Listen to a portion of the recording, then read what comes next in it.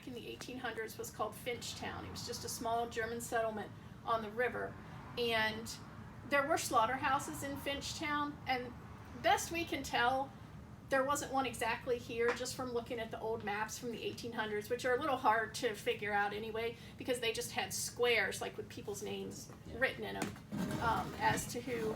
I'm not going to talk that long, but go ahead.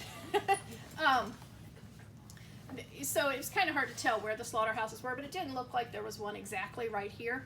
What we do know for sure is that in 1876 they built a distillery here. It was called the Old 76 Distillery. Did you hear about that? Is that right? That's why I Okay. heard about the other wells. Yeah. Because the funny thing is, the shows and all of the books that have been written over the last, 20 years, not books, but like articles that have been written over the last 20 years, nobody ever mentions the distillery. Yeah. Because I guess it's more, creepy and scary to talk about blood draining out to the river rather than them making whiskey. But in fact, that is what was here. It was a distillery from 1876 up until Prohibition. And it was actually one of the largest distributors of Kentucky whiskey for over 40 years. But again, nobody talks about the distillery. But the distillery, they are the ones who dug the tunnels, and there are 3 of them. There's the one right beneath us, there's one on the north end of the parking lot, and there's one on the south end of the parking lot. They actually dug those out to the Licking River to pull water up from the river to make whiskey. And that's the gory details of why the tunnels are there. Yeah. They weren't there for, draining blood from a slaughterhouse. So then that leads us into the story of Pearl Bryan. Are you guys familiar with Pearl, the lady who had her head cut off? Yes. She, for those that said no, just quickly, she was a young lady from Indiana. It was 1896. She was murdered here in Campbell County, and they decapitated her, and the mystery was what happened to her head, because her head was never found. Her body was found over the hill there in what is now Fort Thomas. It's the YMCA now. It used to be a farm, and that's where they found her headless body on that farm. Well, the legend that was passed down for years and years was that the 2 guys that killed her, Scott Jackson and Alonzo Walling, cut her head off, brought her head here to the slaughterhouse, took it downstairs into the well, did some kind of satanic ritual, and threw her head in the well. Well, in 1896, the distillery was here. So, even if they could have somehow strolled in the distillery with a head, they couldn't have put it in there because there was some kind of machine or pump or something that was on top of it pulling all that water out. So they couldn't have shoved a head down there. But her head was never found. That is absolutely true. I think they took it over to the dental college because they were dental students back then. And they used to practice dentistry on cadavers back in those days. And when they were finished, they would incinerate the bodies, and they actually had an incinerator at the dental college. So I think what likely happened is they had a bag that was actually found, and it was full of blood. They probably had her head in that bag, took it over to the college, and burned it. That's just a theory. They could have just chucked it in the river.